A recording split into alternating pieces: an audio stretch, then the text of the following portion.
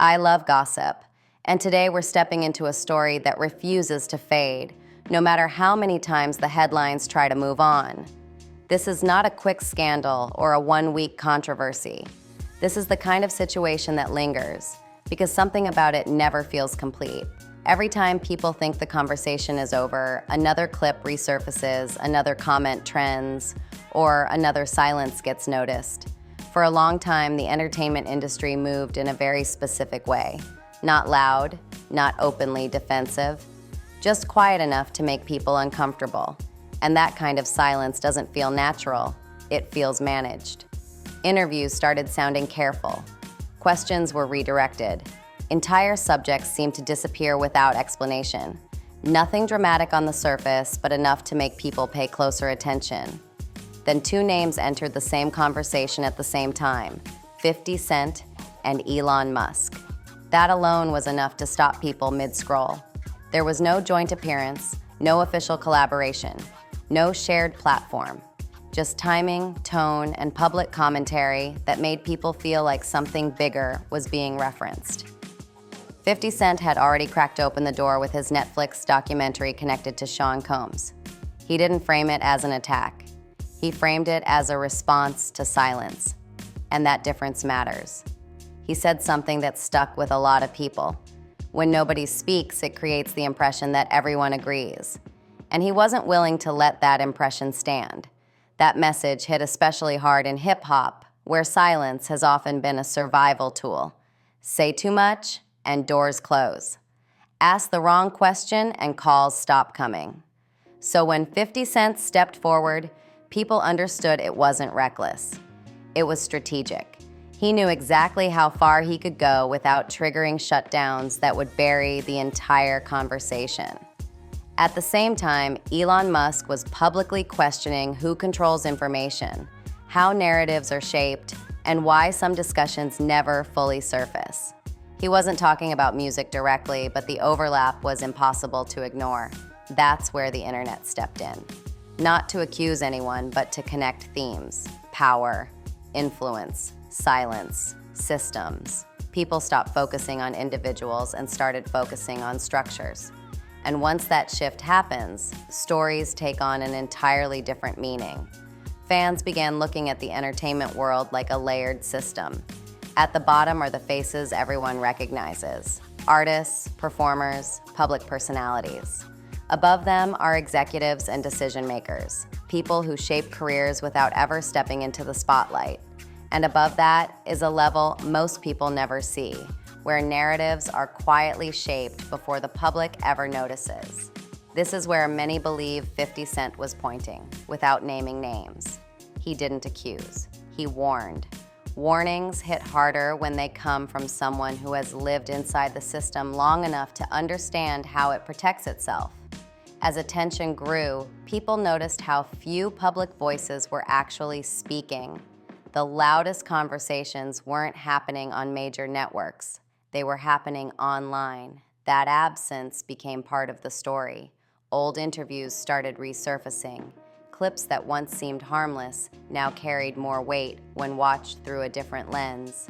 That's when Dave Chappelle's old words returned to the conversation. Years ago, he described the entertainment industry as a monster, not a person. A system, a structure that feeds on talent, controls opportunity, and discourages disruption. That quote wasn't about crimes, it was about power. People realized this wasn't a single moment, it was a pattern repeating itself over time. As the discussion deepened, the question changed. It was no longer what happened, it became who decides what gets talked about. That question alone makes entire industries uncomfortable. At the surface level, the most recognizable names always take the heat. That's how public narratives work. But attention is not control. Access is control. Viewers began noticing how interviews avoided entire topics without explanation, not aggressively, smoothly. A question skipped here, a subject redirected there. That doesn't prove wrongdoing, but it does show caution. Names like Jay-Z and Beyonce began appearing in conversations, not as accusations, but as examples of top-tier influence. People weren't saying they were responsible for anything. They were asking why certain intersections never came up publicly. When commentators like Jaguar Wright spoke openly, her interviews gained traction quickly and then disappeared just as quickly. Removal didn't quiet discussion, it amplified it. Silence often creates more curiosity than clarity. The conversation moved upward toward executive influence. People who have shaped entertainment for decades, figures whose names rarely dominate headlines, but whose decisions shape entire industries. Names like Oprah Winfrey and Clive Davis surfaced as symbols of longevity and authority. At that level, silence isn't empty, it's strategic. People debated whether staying quiet protects individuals or protects systems. Past controversies tied to institutions resurfaced, not as proof, but as context. Clive Davis became part of the discussion because of how many careers he's guided. When someone has that much reach across generations, curiosity follows. Old clips where difficult questions were avoided began circulating again. Not evidence, just timing. Fans started asking whether pressure flows downward to protect higher layers. That idea alone reframed how many people viewed the documentary. Was it exposure or was it containment? At the same time, Elon Musk's comments about digital communication added another layer. Owning a platform doesn't mean secrets, it means patterns. Years of public interaction, visible connections. When Elon questioned why warnings weren't louder, people felt that land hard. Again, not an accusation, a question. And questions are powerful. Silence becomes louder once people start asking why it exists.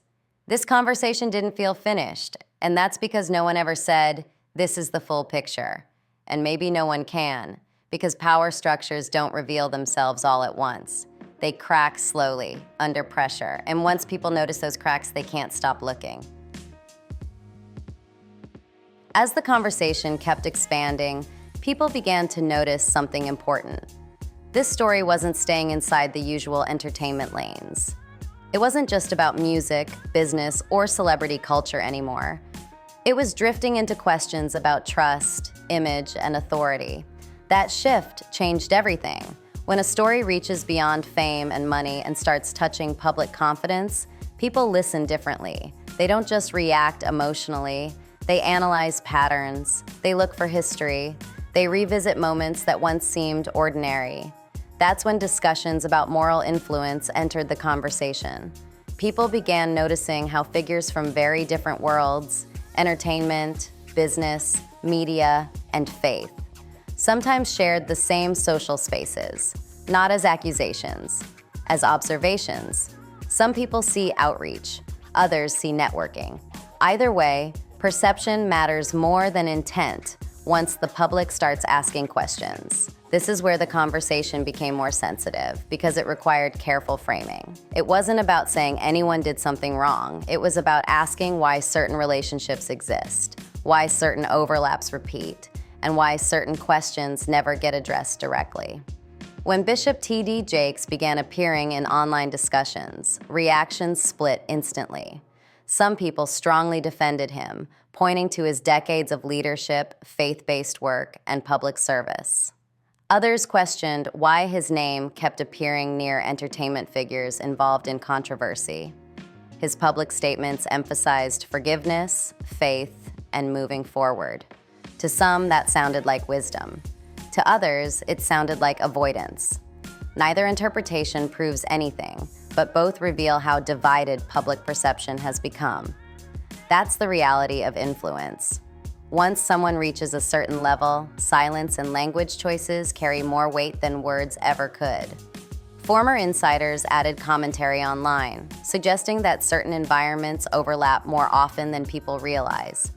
These statements remain opinions, not conclusions, but opinions gain traction when trust erodes. At the same time, comparisons to past scandals resurfaced. Not because situations were identical, but because systems tend to repeat behaviors. People don't always repeat mistakes consciously. Structures repeat patterns naturally. That's why Joe Rogan's conversations with Elon Musk resonated with so many viewers. They weren't focused on individuals. They were focused on mechanisms, how power moves, how access delays accountability, how reputations can shield entire networks. When comparisons to Epstein surfaced, it wasn't framed as an accusation. It was framed as a structural comparison, a warning about what happens when influence concentrates too heavily in too few hands. That distinction matters. This entire conversation isn't about declaring guilt or innocence. It's about examining how systems respond when scrutiny appears. Who speaks? Who stays silent? Who redirects? Even past comments from figures like Melinda Gates resurfaced, not as proof of anything, but as cultural context. People began connecting dots between influence, proximity, and silence across industries. The pattern felt familiar to many viewers. As influence grows, transparency shrinks. That doesn't mean wrongdoing is guaranteed. It means accountability becomes more complicated. Audiences today are no longer passive. They don't just consume interviews, they analyze them. They notice what's said and what's carefully avoided. People began rewatching old footage with fresh eyes. Statements that once felt neutral now carried new weight. Pauses felt longer, redirects felt intentional. This shift in audience behavior is the real change happening right now. Years ago, a story like this might have disappeared once headlines moved on. Today, it evolves. It fragments. It resurfaces in new forms. That's why this situation keeps coming back. 50 Cent didn't accuse anyone. He challenged silence. He made it uncomfortable to stay quiet without explanation. Elon Musk didn't name villains. He questioned information control. He questioned why certain conversations never gained traction. Together, those approaches created something powerful, not a conclusion, momentum. Momentum doesn't need proof to move. It only needs curiosity. As more people paid attention, they began noticing how responsibility often shifts downward. The most visible faces absorb scrutiny, while higher layers remain untouched. That's not unique to entertainment. It happens in politics, business, and media. Visibility becomes a shield for those above it. People started asking whether some narratives are allowed to surface only because they protect something larger. That question reframed the documentary entirely. Was it exposure, or was it pressure release? The difference matters. Exposure reveals. Pressure release contains.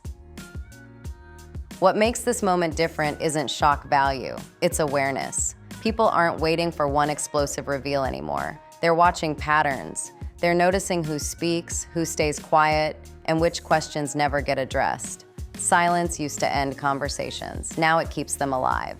This story has grown beyond any single documentary or headline.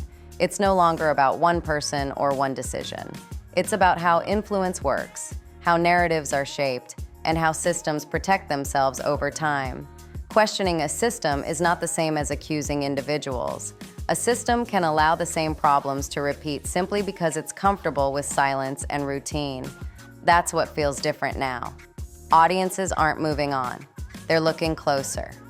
When powerful voices avoid obvious overlaps or refuse to acknowledge public curiosity, people don't forget. They pay attention. They rewatch interviews. They reread statements. They notice what's missing. This isn't about canceling anyone. It's about accountability through awareness. The old model depended on short attention spans. That model doesn't work anymore. Whether this leads to more transparency or deeper silence remains to be seen. But one thing is clear. People are no longer accepting surface-level answers. So now it's your turn. Do you think this conversation is really about individuals or about systems that protect themselves by design? Drop your thoughts respectfully in the comments.